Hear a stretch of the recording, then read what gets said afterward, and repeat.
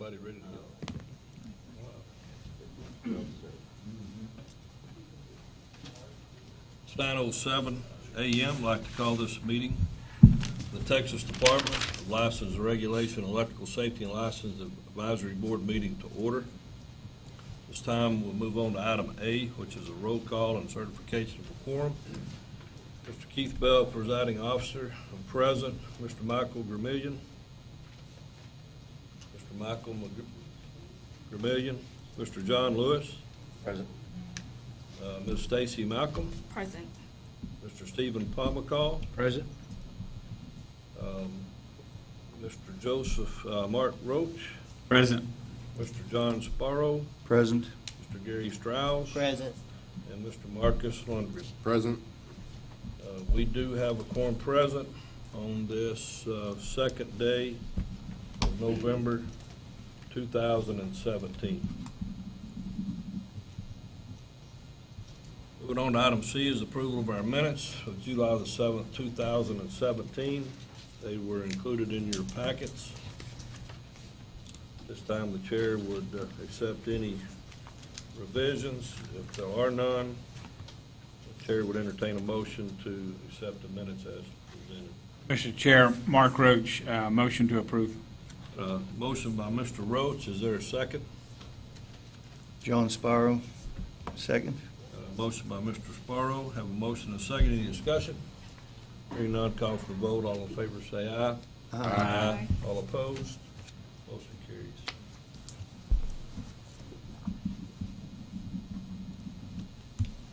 Moving on to item D is public comment. We've had one individual that has asked to speak before us this morning.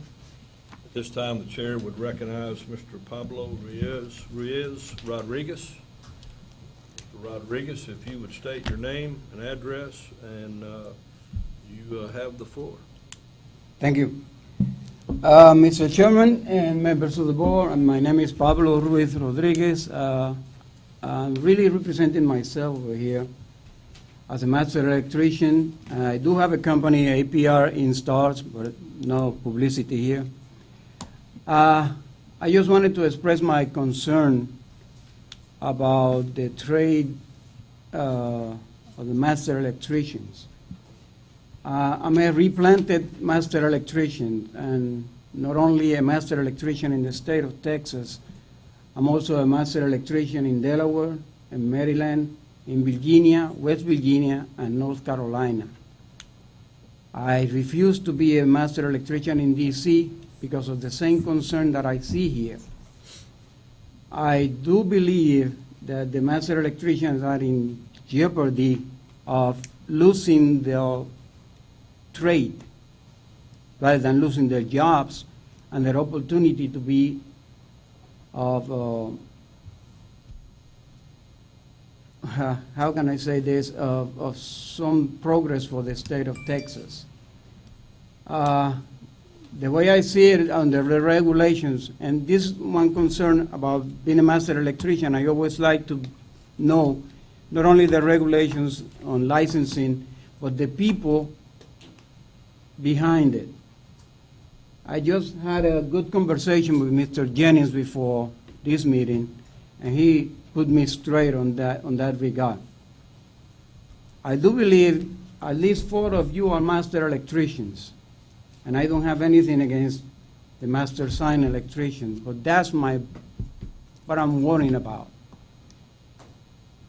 Either this board or the legislature over here in Texas is creating a diluted masters as they go in different areas of the industry. Like, for example, sign, or industrial, or maintenance, and creating master maintenance, master industrial, master sign. The same thing happened at DC, and they created master low voltage. You as master electricians know that we had to deal with the whole NEC, know exactly what we are dealing with to be a master electrician. A diluted master electrician is only creating jobs for those people, and then the master electrician, by law, every contractor must have, cannot be employed. And that's what bothers me. Either he not get employed or get employed by the government, doesn't require that, or have to put up his own business in order to survive. The creation of lesser master electricians, as I know my profession, is creating a void on the master electricians to be able to get a job or be hired by a company which is regulated by you guys. That's my concern. And if they're gonna do that, at least make it a transitional. A master sign electrician or a master industrial electrician or even a master low voltage electrician should only be transitional for that person in 2 years to get his master electrician, so everybody is a master electrician. That's my concern, and I thank you for allowing me to speak. Sorry I didn't have anything prepared for this. I wasn't ready for that. But I know now, because Mr. Jennings illustrated me on this, that my next stop will be at the Capitol. Because I'm concerned about my profession, the way I see it. And the only thing they're doing right now is fulfilling the needs of the industry that is calling them to do that, or lobbying them to do that. That's my concern, and I thank you for listening to me. Okay. Thank you, Mr. Rodriguez. We appreciate your comments and your concerns, and we'll take those under advisement. Thank you. Moving on to item E, staff reports. Under number 1, executive office. At this time, the chair would recognize Mr. Nick Dionis. He'll give us a executive office report. Thank you, Mr. Chairman and board members. I'm Nick Dionis of TDLR.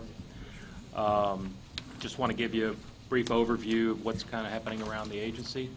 But first off, I want to thank you for being here. Thank you for your service to Texas. It's been a busy year since lawmakers have gone home, so to speak, after a busy 85th legislative session and a special summer session this year. Our staff's been busy preparing to implement legislation that was passed during that time. I'm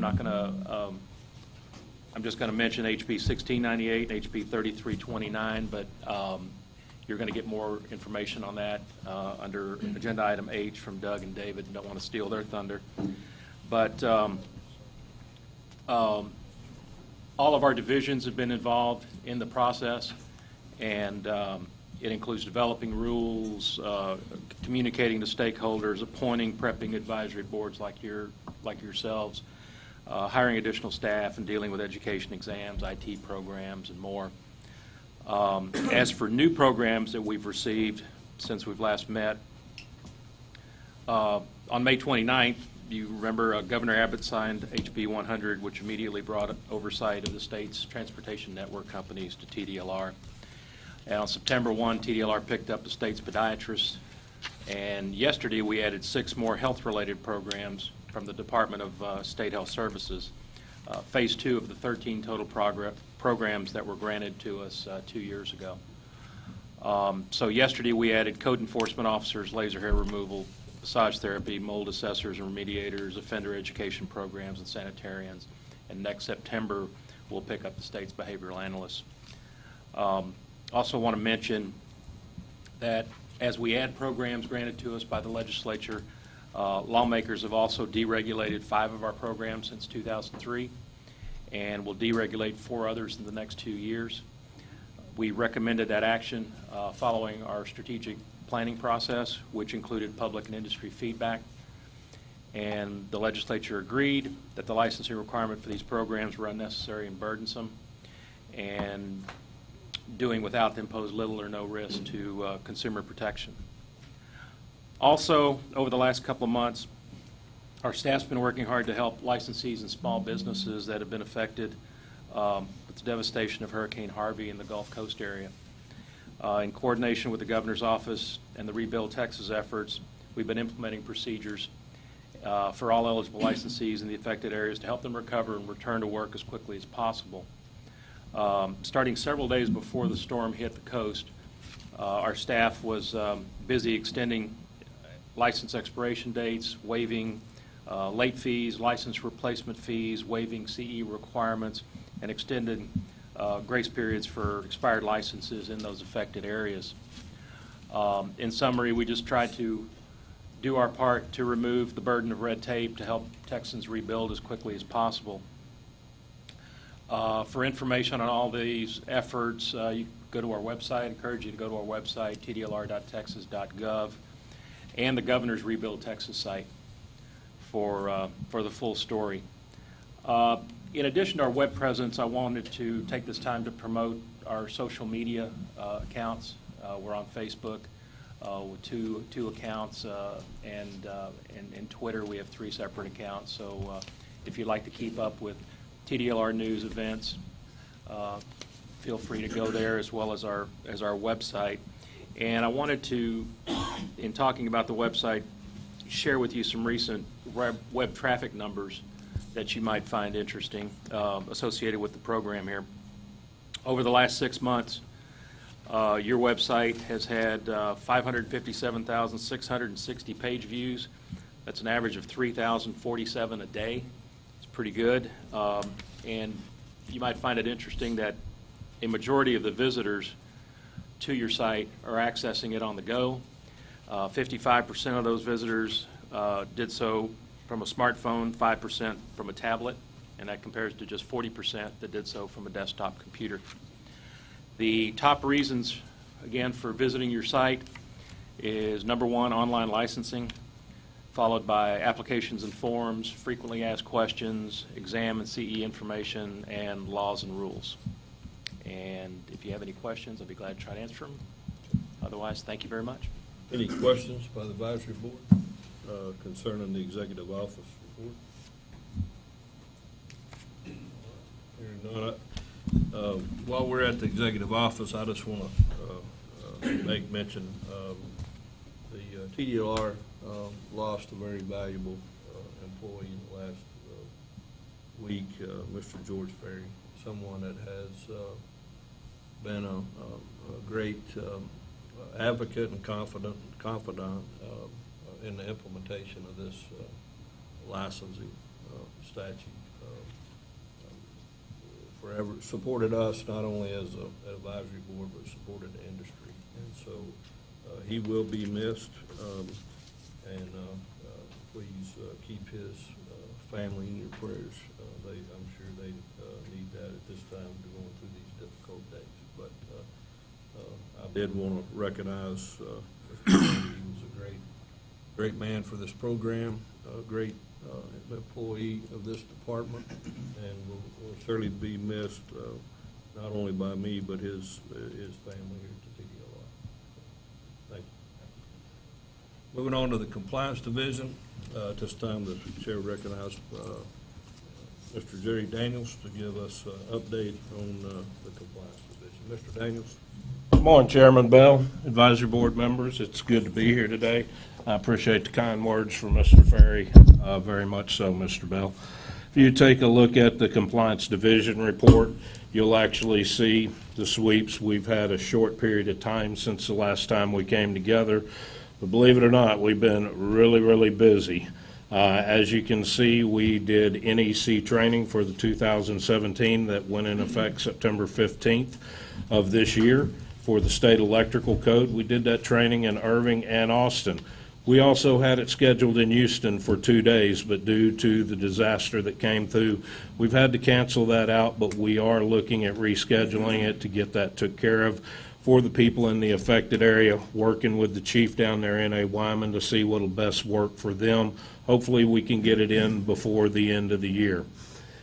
You'll see the places that we had boots on the ground. Me and Mr. Reichel, our deputy chief, actually went out and helped BOAT, which is the Building Officials Association of Texas, to do damage assessment to help the recovery of Texas and get Texas going back again. When you go out there and you see the people, it's just nice to be able to help somebody. As you look on, we didn't only go to the Aransas Port, Rockport area, we also went to the Houston, Galveston, Dickinson. We stopped by LaGrange. They had their problems when the Colorado River came out of its banks and flooded half their town. We went by Orange, Bridge City, Viter. So we've been doing a lot, and we've still got some other calls, my understanding, from BOAT. And if we can help them, we will help them. Would like to point out a couple of things on there that you probably haven't seen before. You may see on there the electrical inspector standards for NFPA. I was lucky enough to be selected to write the first standards for NFPA on electrical inspectors, which is going to become a standard. There will be a public input for the first draft that comes out early next year.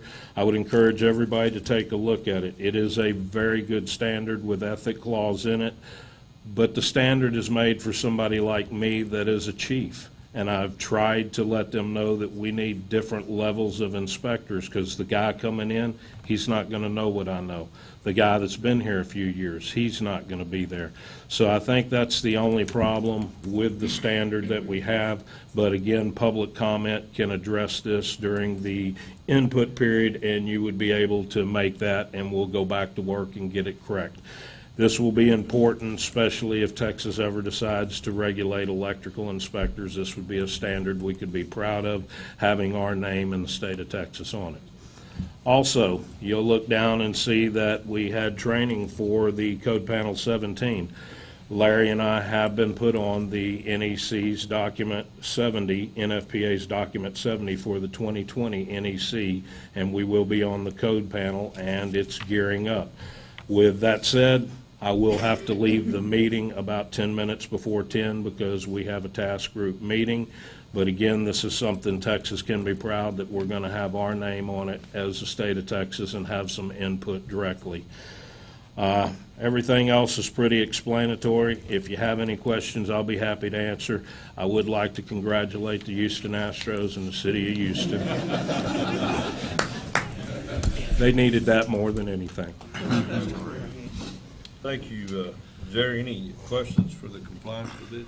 Chairman Bell? Yes, sir. Randy Palmer called. Jerry, I was just curious, having a home along the coast, and you guys have been doing damage assessments down there. Have you had any phone calls from any municipalities about what your thoughts are about what needs to be looked at and repaired and how to go about doing it? Has anybody contacted you? We absolutely have, and we've referred them to NEMA's water damaged equipment document, what we have to do there. And of course, any work that we start, remodel, whatever it may be, has to comply with the state electrical code, whatever that may be. So any work started prior to September 15th would have to meet the 2014 National Electric Code. Any work started on or after September 15th has to meet the new 2017 National Electric Code. Okay, there's a lot of municipalities and rural areas down there around Rockport that have nobody to go to ask, do we need to replace this panel that was submerged in salt water? I've actually talked to the Rockport inspector, and they're up on it, and they're doing what they need to do. They understand the water damaged equipment, and they are requiring water damaged equipment that was underwater to be replaced. Okay, good deal. Appreciate that. Thank you. Any other questions for Mr. Daniels? While we're on the compliance, I just want to also give some kudos to compliance as well as executive office. After the hurricane, Mr. Francis, our executive director, reached out to the electrical industry concerning emergency licensure. And as you know, with our program, you can have a temporary apprentice license the day you hire someone. So if someone came in from out of state or someone just wants to get into the trade, there is a temporary apprentice license until enforcement can do that background check and actually give them a permanent apprentice license until obviously the year rolls around and you have to have the CE completed. But he did ask the industry feedback was not to implement the emergency license. That is within our statute. There's well over 9,000, I think, electrical contractors in the state of Texas, and probably 40,000, 50,000 electricians. So certainly if there wasn't enough to take care of the damage along the coast, certainly people could come in from out of state. However, to implement the emergency licensure for out-of-state contractors, the commission actually has to redo that every 90 days to recommission that. The concern that was expressed, and I want to thank, like I said, the executive office and the compliance division, they recognized that once that started and you allowed these people to do this, you couldn't put that milk back in the cow with two people trying to enforce this. And so, once again, I appreciate that, the willingness of the executive office and compliance to reach out to the industry to find out how we were going to be able to do this rather than substitute their judgment for us. So hats off. We certainly appreciate being allowed to provide the service as advisory board, and we recognize our role that we're not the commission. But to be asked our opinion, everybody likes to be regarded for the efforts that they do, and we do this on a voluntary basis. So thanks again. I just want to commend you for asking the question. You didn't have to, and it meant something to me, and I wanted to publicly address that. So thank you. And I'd like to thank each one of you and the advisory board member exactly for what you do. You're volunteering, helping us, and we wish to be respectful to you in the same way. Great. Thank you, Jerry. Moving on to item E3 is the Enforcement Division. At this time, the chair would recognize Mr. John Bedlock. I'm Dawn Burton. Oh, I'm sorry. I I now was have misinformed. I now have it's been reassigned to me. I understand. It was a pleasure to meet you. Good morning. What was your name again? Dawn, D-A-W-N, Burton, B-U-R-T-O-N. I'm a prosecutor in the Enforcement Division. Thank you. In today's case highlights, we have 2 agreed orders, 2 default orders, and 1 final order from the Commission. Brian Frazier used the license of another to pull permits without the electrical contractor's permission. The department and the respondent settled this case for $2,625, which the respondent paid in full. In 2 incidents, Econ Group contracted to perform electrical work without holding an electrical contractor license. The department and respondent settled this case for $5,250, which the respondent paid in full. Edgar Perez over the years had submitted different applications for an apprentice electrician license. The information in the applications were inconsistent, and this showed that the respondent had obtained a license by fraud. The department assessed a penalty of $5,000 and revoked the respondent's license. Because the respondent did not reply to the department, this case was resolved through a default order. Nathan Pelham provided 2 employers with licenses that contained someone else's license number, and he did not use that license number with permission. He also altered the license. The respondent did not reply to the department, and the department assessed a penalty of $6,000 and revoked the respondent's apprentice electrician license. In the final case of Angel Rutiaga, he had been convicted of several crimes beginning in 1996. The Commission denied his application for the apprentice electrician license based on the convictions. Do you have any questions about the case highlights? Any questions concerning the case highlights?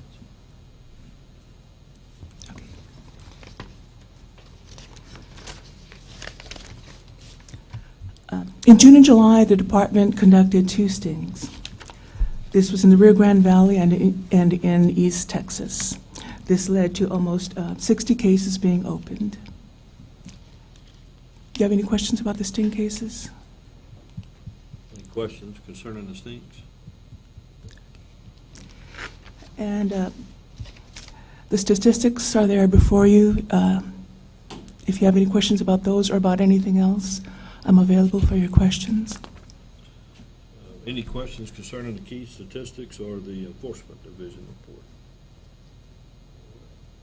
Thank you, Ms. Barton. Thank you. Put on to item E4 is the education examination. This time the chair would recognize Mr. Ray Fazaro to give us an update on projects, personnel, and statistics.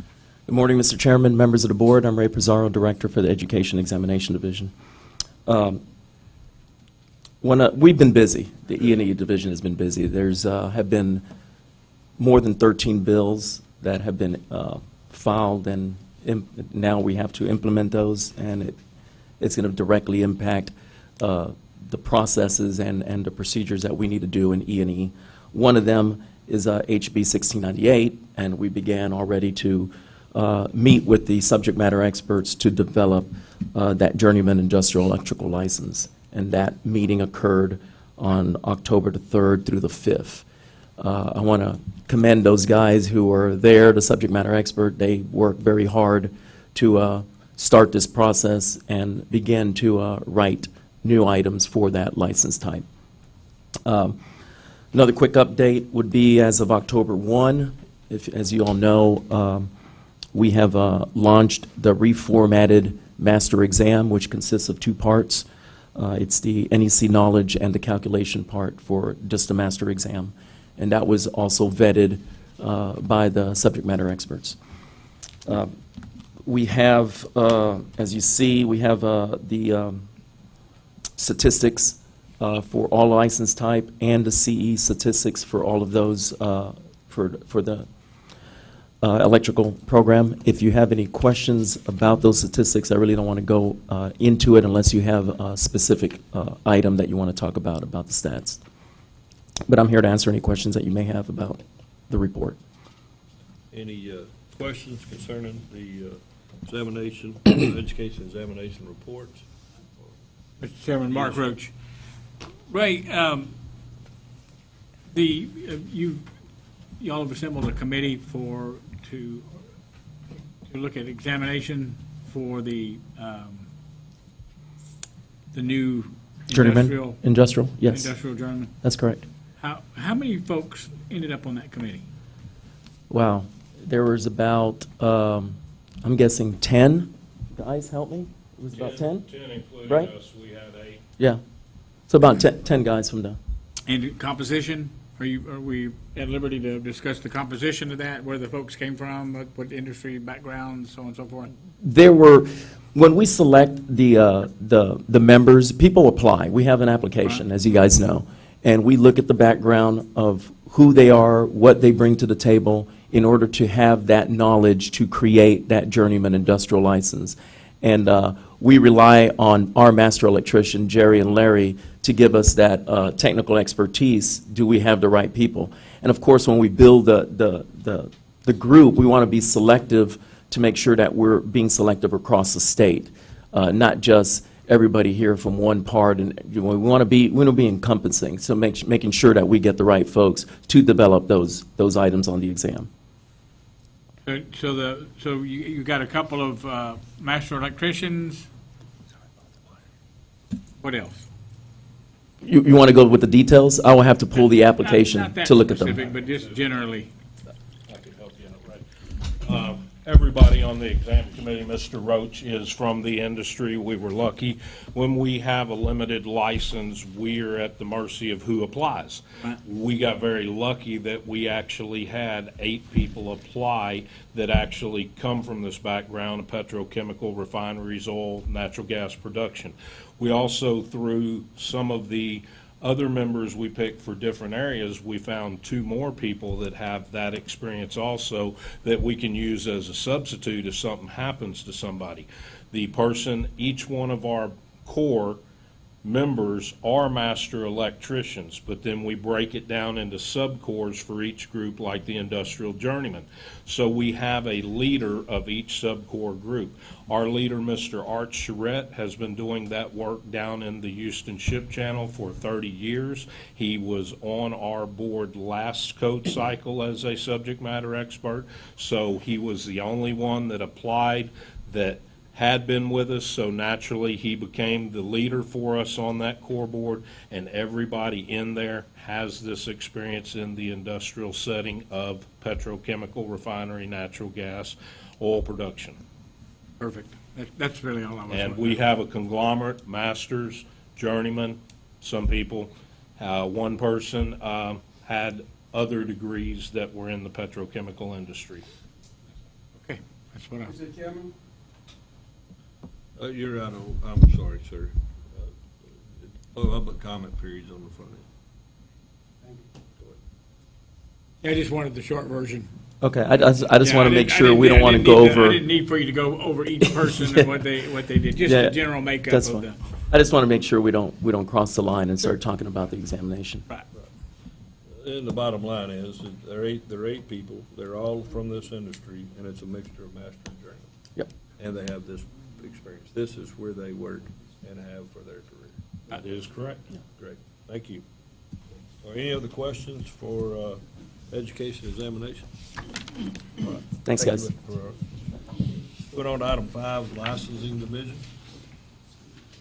It's time and chair to recognize Ms. Lisa Hodak with, give us licensing statistics. Ms. Hodak? Good morning, Chairman, board members. I'm Lisa Hodak, the Licensing Division Manager over the Electrician Program. And my report includes the statistics for fiscal year 2015 through 2017. As you can see, fiscal 2017 does show a pretty good increase overall on the license types. And our population numbers, overall population for individuals, we are now over 134,000. For facilities, almost 11,000, and total combination is over 145,000. I also wanted to mention, as Mr. Bell touched earlier on the Hurricane Harvey processes, I wanted to touch on the number of electrician licenses that we've issued during this time period, which would be from September to October 25th. We issued 388 apprentice licenses. The master electrician and journeyman through reciprocity, both of those were 25. And then the electrical contractors during this time period rose to 154. And I'll be happy to answer any questions that you may have. Question, so there's been 154 new electrical contractors licensed during that time period? Correct. And that's, the time period was again? September would have been when the proclamation started, so the beginning of September through October 25th.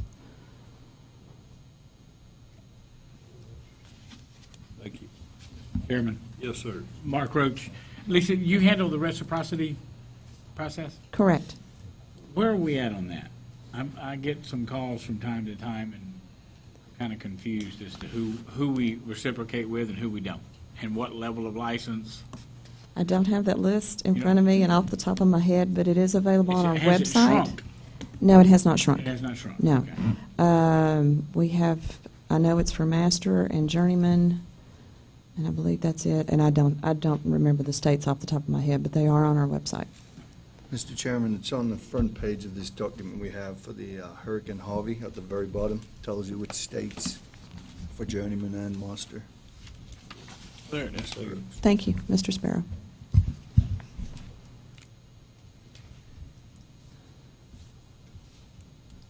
As you can see with this list, the only two states we have master is North Carolina and Louisiana.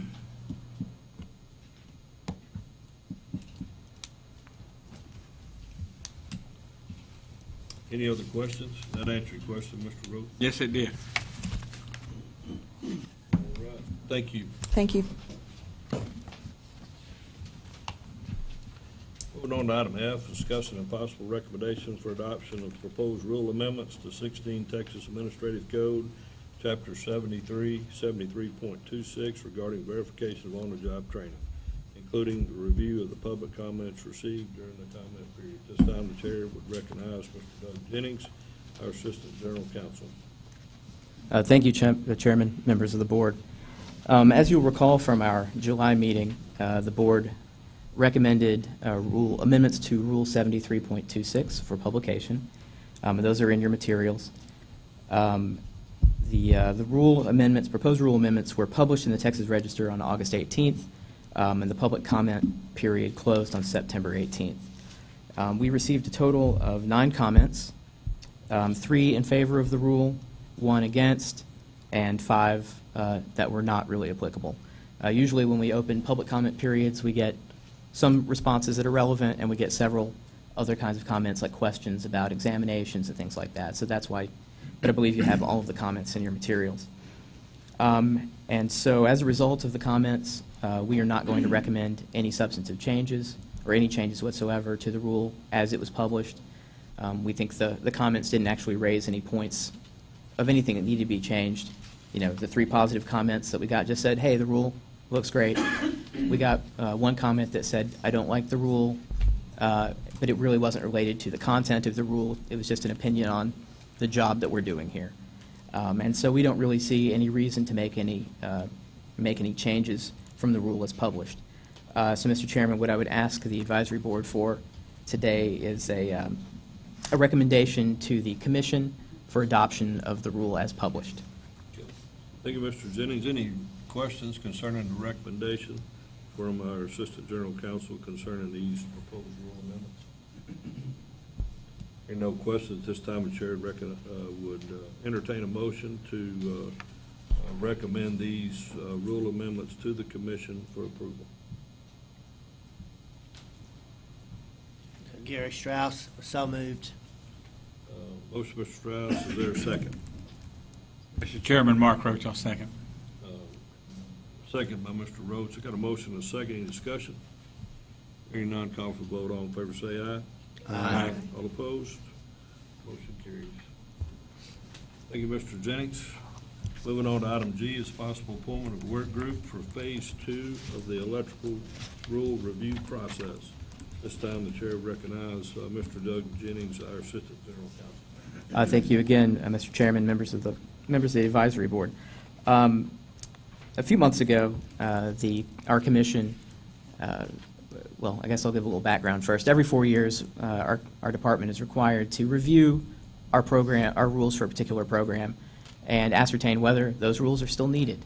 And our commission determined that, yes, the rules governing the electrical program are still needed, fortunately. And we'd like to move on to what we call Phase 2 of the rule review process. And really, Mr. Chairman, I'd just like to ask you to appoint a work group to look at the rules, look at the electricians' rules, and give us some feedback on opportunities for reorganization, clarification. That's really all we're looking to do, just kind of try to streamline these if they need to be streamlined, do nothing if the work group finds that the rules are in a good place. As part of the work group process, I will look through the rules, and some of the other attorneys will look through the rules, and maybe, you know, give you some recommendations. Maybe this subsection G should go to the next rule just for organizational purposes. Maybe there's some gender mismatches or something like that. We're not looking really to introduce any substantive changes as part of this work group, just streamlining and taking a look at it that way. This is not really the opportunity to say, well, I think, you know, the rules governing journeymen need to be changed. This is not that. So. Any questions concerning what the rule review process will be and the scope of the work group? As you know, there's 9 of us that are on this advisory board. All seats are filled. Therefore, the work group cannot exceed more than 4 individuals, or therefore you'd be violating the Texas Open Meetings Act. So therefore, I personally would like to participate. I've been involved in this a long time, so I would open it up to the floor for 3 additional volunteers that would like to be on Chairman Bell? Yes, I'd like to be on. okay. That's two more. Chairman Bell, I'd like to be on. Okay. All right, Miss Stacy Malcolm will participate. Anyone else? If you need, if you need one more, I'll do it, but if somebody else wants to do it. And well, you can certainly do it with three, but you can't go over four. So I think it's a good opportunity to understand the process and to go through it. So Chairman, the three of y'all can handle it? I think so. And no one else? All right. You would like to do it? I would like to, Mr. yeah. Green? Marcus Lundergreen. All right. Mr. Lundergreen will participate as well, so we have our floors. Mr. Palmacall, Ms. Malcolm, Mr. Lundergreen, and myself. So you'll recognize that. Thank you, At Mr. this Chairman. time, I would, well, that's, we don't need a motion with this. This is a consensus, correct? That's correct. All right, so that'll be the four. With that said, I'll move on. Thank you for your willingness to volunteer and participate. Moving on to item H is discussion regarding H Bill 1698 and House Bill 3329, including TDLR's bill implementation efforts and timeline. This time, the chair to recognize Mr. Doug Jennings, our Assistant General Counsel. Thank you, Mr. Chairman. One last note on item G before I move on. I have reserved a small conference room up on the fourth floor for the rule review work group. If you have the time, I'd just like to pass out some materials and have a quick 3, 4, 5 minute meeting of that work group just to give you some materials and get started, if you're available afterward. You guys don't have a plane to catch, do you? All right, great. So 5 minutes. Thank you. Thank you. Moving on to HS. House Bill 1698 and 3329. I'm just going to give you a brief overview of both, and Mr. Gonzalez will give you his perspective and a little discussion of what the department is doing as part of its bill implementation efforts. House Bill 1698, which we've heard alluded to a few times this morning, creates a new license type, the journeyman industrial electrician. And that licensure is available to an individual who engages in electrical work exclusively at a business that operates a chemical plant, petrochemical plant, refinery, natural gas plant, natural gas treating plant, pipeline, or oil and gas exploration and production operation. And I neglected to mention that in your materials, House Bill 1698 starts on page 26 of the PDF. Eligibility for the license is as follows. It requires 8,000 hours of on-the-job training as a licensed electrical apprentice under the supervision of a master electrician, as well as passage of an exam. Mr. Pizarro mentioned that our exam development for the journeyman industrial electrician exam has begun, and so they have a panel assembled for that and are putting that exam together right now. Interesting twist, pursuant to section 1305.162E, the exam that we administer for journeyman industrial electricians may only test an applicant regarding activities performed at a location like those described above, chemical plant, petrochemical plant, et cetera. Now, one of the interesting things about House Bill 1698 is that it offers licensure to people who might otherwise be exempt from the licensure requirements. Not necessarily exempt, but might be. Section 1305.003A14 exempts persons from licensure requirements if a person works solely for one of these types of businesses and is employed by that business. Once again, the list: petrochemical, refinery, et cetera. And also people who are under a contract of at least 12 months and the work is not performed during new construction, and if the person works for a contractor that has its principal place of business in Texas, those people would normally be exempt from licensure also. And so there is a little interaction there. And, you know, we've heard people ask the question, well, you know, why would someone seek a license if they are otherwise exempt? Well, we don't, at least my perspective is, we don't think that everyone who performs that job is necessarily exempt. There's certainly, you know, I don't know what the percentage is, but there are a lot of people who would be exempt. And I, you know, really don't possess enough information to know what the motivation is from the legislature to craft this. But anyway, what we're going to ask you to do, and Mr. Gonzalez will elaborate further, we will ask you, you know, we have a deadline to implement rules to put this new license into practice, into place. and we will be asking you to meet in January and March to help us with our bill implementation. We will present some draft rules implementing this in January, and hopefully you will approve of those rules, and then again in March, hopefully you'll recommend those for adoption. Because we actually will need rules to implement House Bill 1698. Now, House Bill 3329, we will not need rules to implement. We've gotten a lot of questions about House Bill 3329, and it is the bill that states a municipality or region may not collect a permit fee, registration fee, administrative fee, or any other fee from an electrician who holds a license issued under this chapter for work performed in the municipality or region. This subsection does not prohibit a municipality or region from collecting a building permit fee. We've gotten a lot of questions from city officials, from electricians, who are concerned about how this law operates.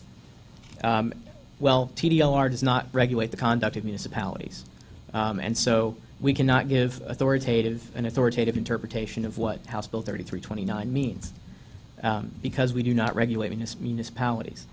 So we are, when we get a question from the outside, we are directing the person asking the question to consult with city officials, municipal leagues, things of that nature, because we just, as much as we would like to give definitive guidance, we're just not empowered to do so. But because it touches upon the Electricians program, people naturally come to us with these questions. So we don't like to have to deflect, but in this case, it's a little bit different than the normal questions that we usually field. Any questions about either bill? Any questions concerning these two bills and their implementation and/or their timeline? I will pass it to you. Do y'all have, David, specific dates of when you'd like to propose to meet? I heard January and March mentioned. David Gonzalez, Regulatory Programs Manager. January 8th was on our list, if that's at all possible. That's going to keep us on our schedule to get things done. We really need a quorum on January 8th, and March 12th, Mondays.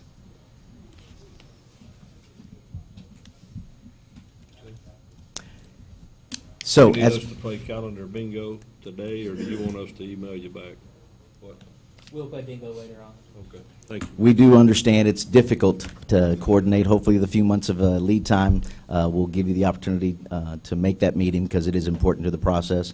As part of the standard process, I may have explained this last time, but I don't think it hurts repeating for the public. We at TDLR have had lots of opportunities to implement bills, so we've standardize a process. There's a lead bill implementation team leader, and we actually rely on the expertise of all of our different divisions to get these things done. So I got education and examination represented, licensing represented, enforcement represented, to actually give us input on the rules and the processes that may need to be developed, whether it's forms, programming.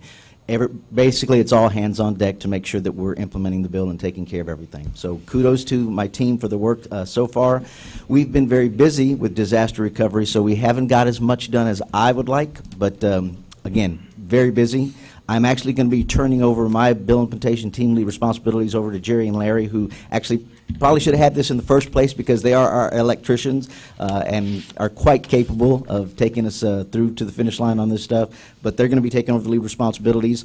We have worked on FAQs for the bill implementation that will be going out soon. In particular, for House Bill 3329, we've actually worked on an FAQ, and it is posted on our website under Section 9, Compliance, number 10, in case anybody's looking for it. It's the one that Doug was referring to earlier.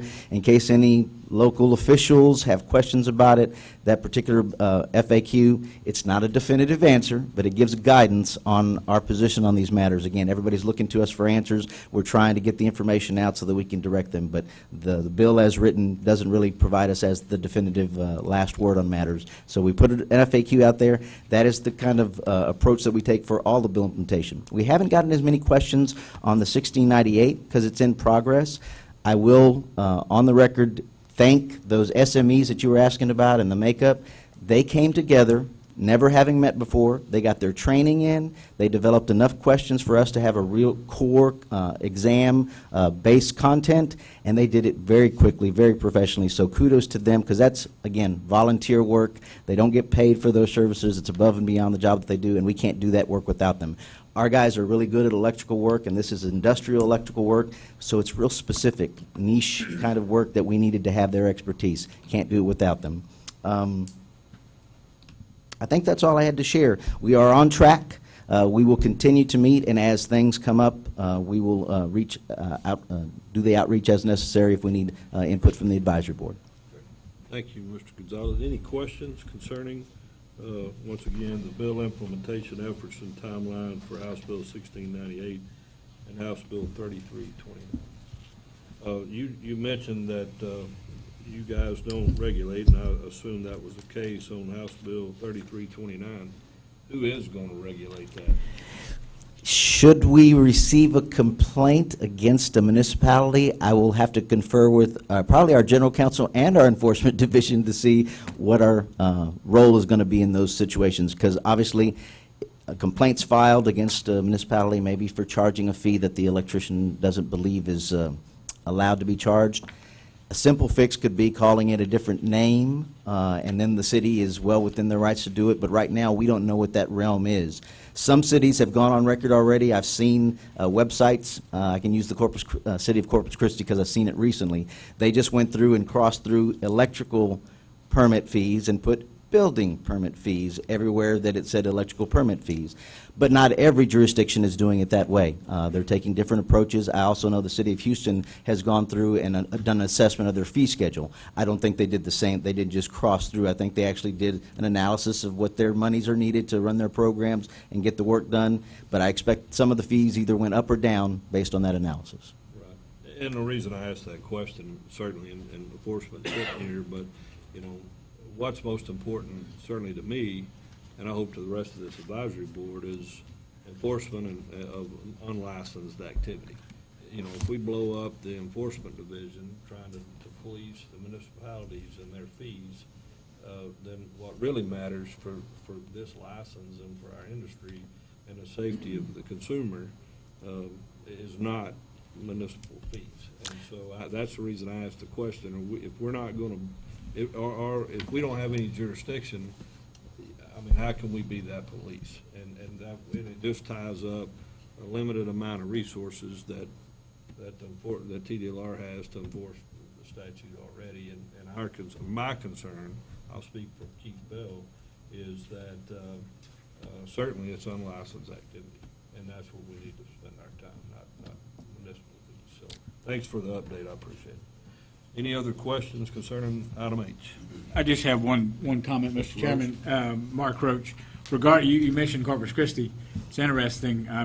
I serve on a panel that advises the Development Services Department there in Corpus Christi, and essentially what they did there in Corpus was developed a process for the general contractor. When he takes out the building permit, he covers all the fees for his part of it. For the plumbing, mechanical contractors, the electrical contractors, all the fees are paid by the general. And then, of course, the licensed folks then come in behind, who he's chosen to perform the work, come in behind and take out the permits. The contractors don't pay any part of the fee. It's already taken care of by the general. David Gonzalez, Regulatory Programs Manager. Subcontractors basically removed from that fee process, the general contractor on the hook. Actually, there's lots of wisdom in that because of some of the other statutory changes that address plumbers and air conditioning contractors as well. Some wisdom in that. But like I said, every city, we're going to be learning how the municipalities deal with this matter, and as they do it, we're hoping that they'll update us so we can be at least informed of what's happening in those jurisdictions, but definitely appreciated. And just to your point, Mr. Bell, you've been here long enough. We do have prosecutorial discretion. So, yeah, the prioritization for our enforcement division is going to remain on those things that are most important. Great. Thank you. Thank you, David. And moving on to item I is a report and discussion from the penalty matrix work group meeting. This time, Chair recognizes Mr. John Midlock. Good morning, Mr. Chairman, members of the board. Yesterday, we had a chance to meet with the enforcement work group regarding the penalty matrix, and actually it was kind of a unique experience because everyone was actually present in Austin. Usually we do this via telephone conference, so I appreciate the members for being there present. The enforcement work group presented a draft of some proposed changes of the penalty matrix to the work group, kind of with the goal in mind of some of our strategic planning up to targeted enforcement and focusing on the things that matter, like the unlicensed workers, and those kind of areas. So to that degree, we presented it to them. There's only a couple of small tweaks. The chairman actually had a couple of changes that he looked at. We're looking to move a couple of different violations in some different classes to make sure that everything is where it needs to be. Our plan is to meet one more time to have a final revision, and then we'll bring that before the board for final approval. I don't know if, Chairman, if you had any, wanted to make any comments about the meeting yesterday as well. I appreciate the Enforcement Division. They were prepared and looking at this. The whole premise behind it is trying to streamline the process from their resources, but at the same time, equitability, that the punishment fits the crime. And so Absolutely. I appreciate those of you that participated in that yesterday, Mr. Lewis, Mr. Lundgren, and Mr. Pomacall coming here.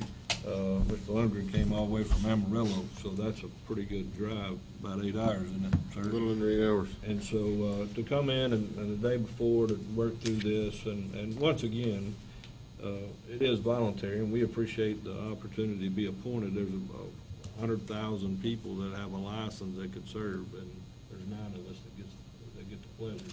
But to be asked, just the respect and regard that, to make sure we're trying to do what's in the best interest of the industry and hold people accountable for those that violate the law. For the 99,000 that do the right thing, we need to hold the 1,000 that don't accountable. And so it goes back to the comments we heard earlier in our public comments. If we don't hold people accountable, then we just have erosion in our licensure, and for us, it's our livelihood. Absolutely. So I can certainly understand those comments, and I can assure you I have the same way. That's the way I make a living. It's the only way I know how to make a living, and certainly it needs to be just as important as your doctorate of jurisprudence is to you. Absolutely. Don't you have a JD? I do. And so, if everybody can practice law, then now all of a sudden that's not very important for you to take the test or to have the degree. And Absolutely. so, certainly for those of us sitting up here with electrical license in our pocket, it means something to us. It's our industry. Absolutely. Our livelihood. So, any other questions concerning the update on the penalty matrix? Thanks again for the participation of those that volunteered, and thanks for the Enforcement Division to listen and be prepared. Yeah, and we'll have that at the next board meeting. We'll have that the full penalty matrix for your review. Outstanding. Right. Thank you.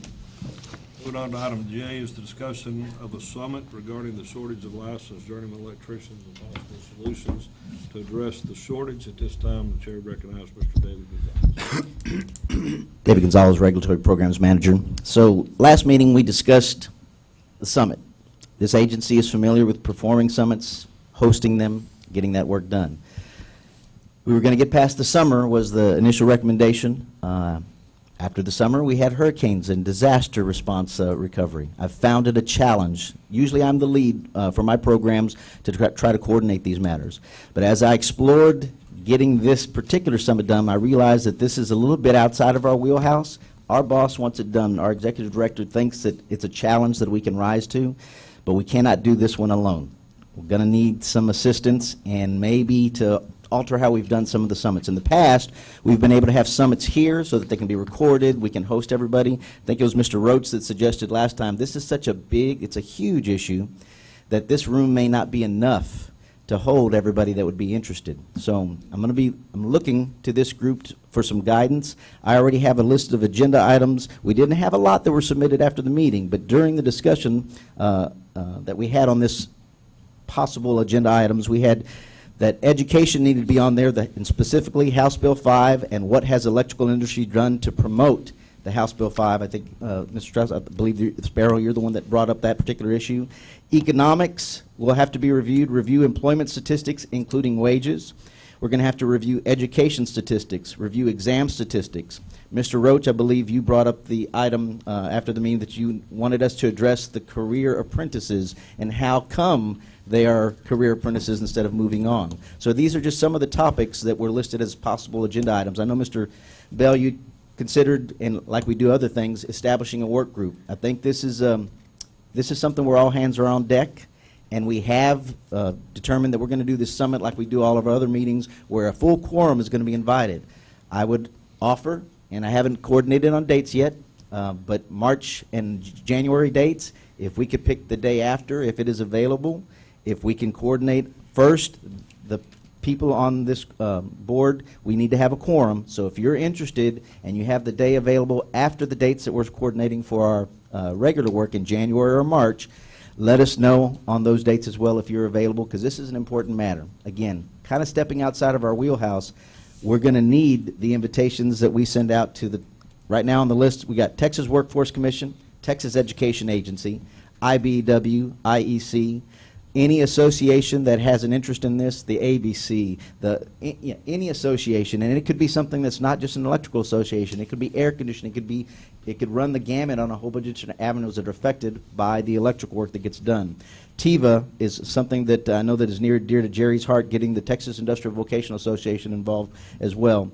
But we can't do that all in this small room. We can't get it all done. So I'm putting out a challenge to the advisory board members, to everybody listening out there in the public. We need those emails and those, hey, I want to participate. Put my name on the list. I need contact info. I need the people, instead of me just making cold calls and saying, look, we're trying to get something together, and I may be talking to somebody at Texas Workforce Commission, but maybe they're not the person that's going to get this work done for us that can participate to the level and the degree that we need. So whatever we can do association-wise really is what I'm looking to you guys for, and other professional organizations to get back with us.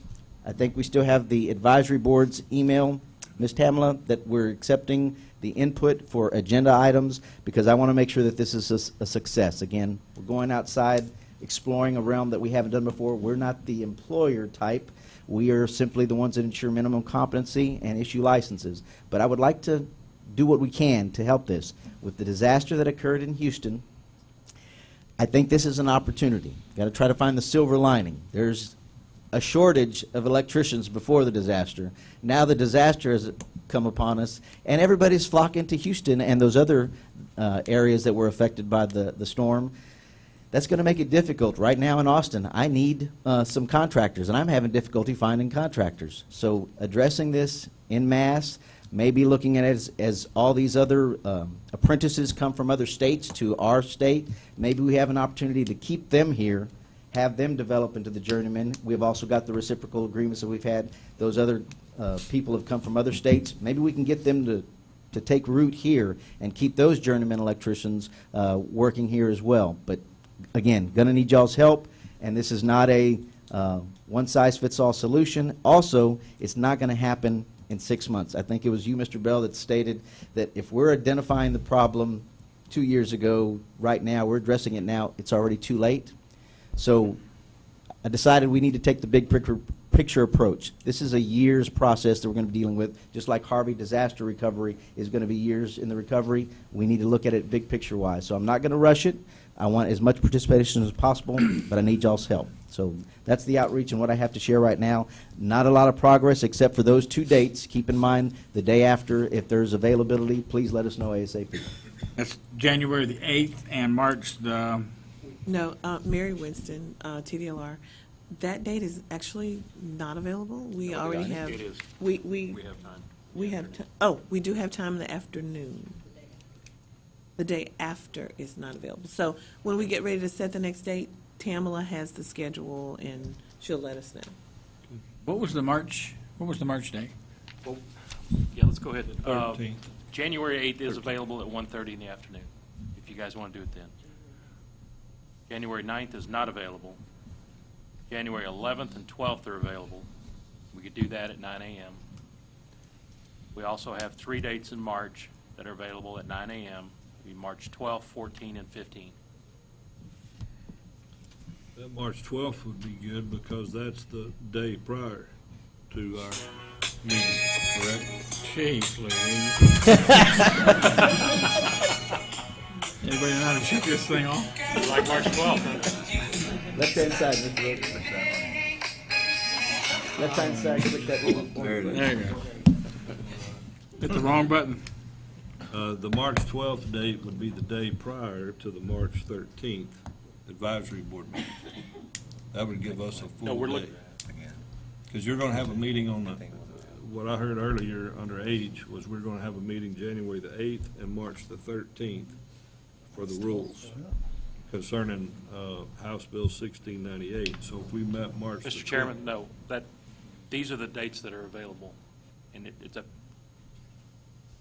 you want to choose any of these, For the summit or for both. for both? Both. Okay, so the 13th that was reported earlier is not available No, for sir. an advisory board meeting. Correct. Everybody got that? My apologies on that. So 8th and the 12th, so, but if we have advisory board meeting the 12th, we couldn't have the summit on the 12th of March, right? We've If we- got January 8th, January 11 and 12, March 12, 14, and 15. And Mr. Bell, David Gonzalez, remember advisory board meetings typically last half a day, so if we took the other half or took the morning, we'd be able to coordinate it though, that way? You could do the advisory board on the 11th and then follow up the next day on the 12th with the summit. Okay. The 11th is a Sunday, though, so we'd No, be... it's not. Oh, am I looking at the wrong date? In 2018, yeah, March 11th is a Sunday. January 11th. January 11th, okay. January 11th to 12th. Oh. So we got January 8th, 11th, and 12th. Yes. Obviously, for those that travel and a distance, I think Mr. Lundgren is the farthest 8 hours. You'd want to have those meetings either on the same day or the day prior, and then have the 9 a.m. advisory board meeting, if you could. That way, he's on the road by noon for an 8-hour drive back home. So it's a 3-day. To be here the day prior, it ends up being a 3-day event for you, correct? Correct. It's a day driving, a day to have the summit, and then the next morning after the summit having the meeting. So you would, that would be the best. If we could have the summit the day prior to the advisory board meeting, that would be best. Want to have that the afternoon of the 11th and then follow up 9 a.m. the next morning with the advisory board meeting? I mean, I think that's would be on in January, correct? Yes, sir. So Will the summit take all day, or? That's my question. Is an afternoon enough? David Gonzalez, I can talk fast, and I can also push an agenda, but David, how much time do you need? the idea is we're trying to get all the ideas. I did not want to rush this if we didn't have to. So afternoon would We'll work. leave January 11th open Okay. and the 12th. Right? I just don't know how the discussions are going to go and who's going to show up. I think once everything gets going and the ice kinds of breaks and folks start unloading, it could run into a lot of discussion. Yeah, Keith Bell, I think you're going to have, if you've got IBW, IEC, ABC, Home and Apartment Builders, TIVA, now I don't know whether or not Texas Workforce Commission or TEA are going to be here for that, but you're going to have public comment, and you're just going to have everybody's going to throw their opinion out, that unless you limit it, just like the legislature does, to invited testimony. You're going to have one person represent IEC, one IBW, one ABC, one HA. I mean, and that may work. I mean, I'm not sure you need to get opinions from 10 different people of the same organization. I don't know. But at the same token, and I see Home Depot represented here today, I mean, they're going to want to weigh in on this matter, and they may not be a member of IBW or IAC Absolutely or right. ABC. So, once again, you're just going to have to determine what the input looks like, and that's going to dictate the agenda and the time. So I understand by this, David, you're driving this train. I am driving this train. We don't require RSVP for summits, and so that's the challenge with some of this. That's why, Mr. Mayor, I don't want to rush this. We already talked about it. It's going to be a big picture approach. Brian's given us this challenge. I think we can help. I think we're going to end up finding that the answers are still with the industry, but if we can help direct those activities and those efforts, then that's what we'll do. And unfortunately, this was predicted by the industry a decade ago. And, it's taken 3 or 4 sessions to even get the latitude with House Bill 5, done and through now with TEA, to even have a school-to-work program and for TIVA to even be viable.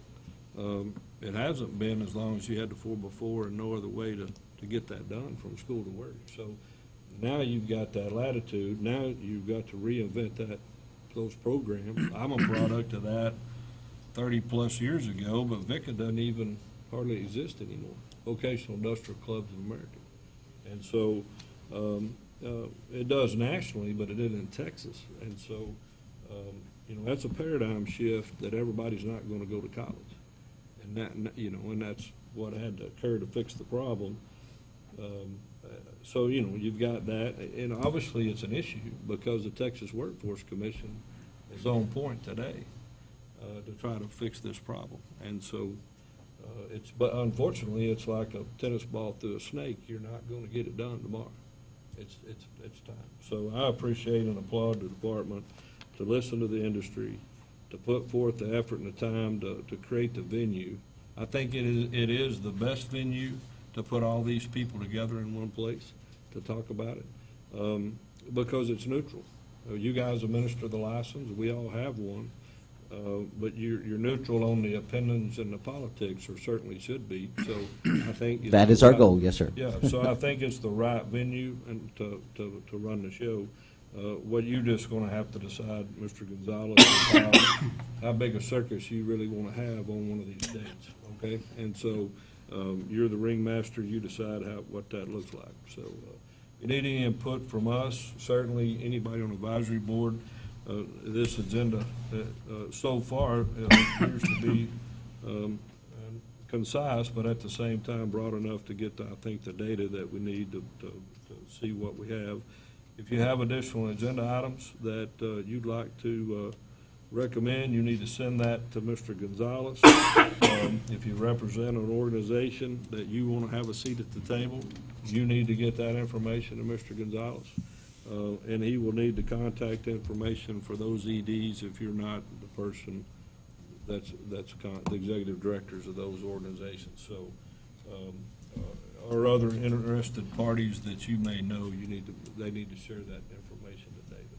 Thank you for that, Mr. Bell. Because certainly if he ends up limiting the scope, you need to have a seat at the table if you think you need one. But at the same token, this can't be so broad. It's a 2-day summit, correct? You guys don't have the time and the resources to do that. And so, anyway, thanks again for your efforts, and it's something that's got to get done. So, thank you. David Gonzalez, for those of you that don't have my card already, if y'all need my email address, I'll make sure to get you a card before you leave. Mr. Chairman, just Yes, one sir. other point. David, you're not, are you thinking that in this, holding this thing on January 11th, you're going to find resolution, or are you going to find the start? David Gonzalez, so with summits, we're usually just the gatherer of the information. It's very much like our strategic planning sessions, but when you have the gathering of information, you usually start to identify common points, common areas that people can either rally around, get together, or that we can make changes. If there's anything that we can do as an agency that's going to affect this, then we can consider those points. That's something we can have a direct effect on. But if it's something that we identify as beyond our control, which right now, that's my biggest concern, is it's beyond our control. We are the unbiased parties that are coordinating these things together. But if we can get the people in the room talking together about what needs to happen, then we facilitate whatever does need to have, that first step, that identification. And I think the first steps are already out there. I just don't think there's been anybody to bring them together so that it's done en masse. So the department, I guess the question I'm asking, the commission is amenable to the fact that it may be a continuing process rather than a one-day summit. At this point, we would share whatever comes out of that meeting with the commission, but I'm not sure, they're going to be concerned right now with what direction we go. How big it is, how long it goes. Again, our executive director has told me this is a challenge we're going to take on. So if it lasts a year, if it lasts longer than that, I'm hoping it doesn't last a year, because we do have lots of other things to get to, but this is important. The industry will not, if it's not going to change on its own, if we don't give it some direction, we're going to be here a year or two from now and talking about the same thing. I would agree, and and it is a challenge. I think Brian is correct, because you got to be careful your attorney sitting here, our attorneys in the room will tell you this, you gotta be careful to ask a question you don't know the answer to. You're absolutely right. And so, especially when you're facilitating, because it may come back that it may be something that the department needs to do to help this too. So I think it's a good thing. We also, we obviously need to vet it out to make sure we're not an impediment. But at the same token, we can't fix that. I mean, that goes back to the commission and then ultimately the legislature. So, if we identify some things that can't get done, then from an industry standpoint, we know where to go after the fact. But if you don't create the venue, you don't have the dialogue, and the discussion doesn't exist, you're never going to solve the problem. That's a definition of insanity. Do the same thing today you did yesterday, expecting a different result. And as an industry, we've done that for a while. So thanks for providing. Mr. Chairman, John Sparrow. David, I think it may be a good idea to talk to some of the other industries, the plumbing mechanical guys who've already recently passed bills, I think with the help of TDLR, that allow high school students to gain hours to go towards their license once they graduate. Part of what we're trying to do is to increase or incentivize and have, young folks get into our industry. So there are other industries that have already been through this, have recently passed bills. They've got curriculums already in place. I know there are curriculum templates out there. I've been speaking to a few of the different folks, TAB and HBA, that already have those in place. So that may be a good point to start that allows us to, have some good answers going into that summit, or even invite them to the table and see the challenges that they've recently just gone through to help us maybe, get it passed and through a little quicker. Mr. Sparrow, thank you for sharing that. I actually am the bill implementation team lead for the air conditioning bill, which is one of those bills that you're referring to. You're right. They had some insight. They had some legislative changes this past year that may help. It's still a few years down the road before we'd see the benefits of it. Actually, when we started this, I did contemplate expanding this summit to being electrical and ACR, but my fear is it would be diluted. Each program would end up being diluted if I open it up to another program. So we're sticking with electrical to talk about it. Having their expertise, definitely can still invite them, and we can talk about electrical as it relates to or ACR as it relates to electrical and what they did for their programs. But definitely, thank you for that guidance. Or even the process itself. Yes, I agree. That's good advice. Thank you, Mr. Barrow. So, just so I understand, you will post this summit as a workshop, therefore all of us can come. There's no risk of a quorum, and we'll make sure we meet the requirements of the Texas Open Meetings Act. That is correct. Thank you. Any Mr. other Chairman, questions? Yes, Nick sir. Voinis, for the minutes, we've got January 11th and all day open right now at a location to be determined for the summit. And then January 12th, 9 a.m. here for the advisory board. Is that correct? That's my understanding. Is that the board's understanding? What I understand. Okay. All right. That's a consensus. Thank you. Yes, sir. Thank you. Thank you, Mr. Gonzalez. Thank you. Appreciate your time. So they just changed that. Moving on to item K is recommendation. Mr. Chairman? Yes, sir. Nick Voinis again. We also need a date in March for the advisory board. And that would be March 12th, 14th, or 15th.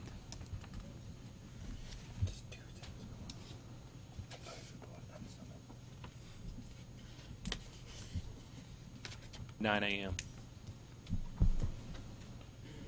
I'm open March the 12th or the 14th. 14th is a Wednesday, 12th is a Monday. What's the board's pleasure? Monday's fine with me. I prefer Wednesday the 14th over a Monday. Is a Wednesday worst from you than a Monday? No, I'm open the 12th or the 14th. Monday preferred for me, but if the rest of the board would prefer Wednesday, I'm open for. Anyone else? I can do either. Either? Either.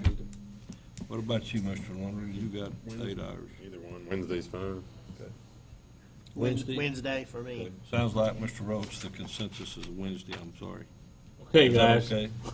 That's what you get for saying. We have Wednesday, March 14th at 9 a.m. 9 a.m. Thank you.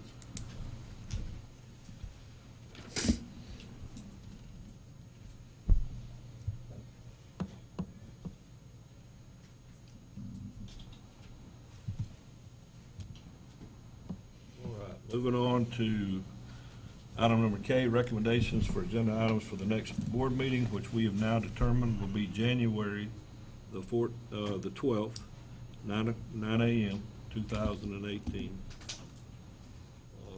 The minutes, reports, update on House Bill 1698, penalty matrix, the rule review workshop report, and possibly the summit update.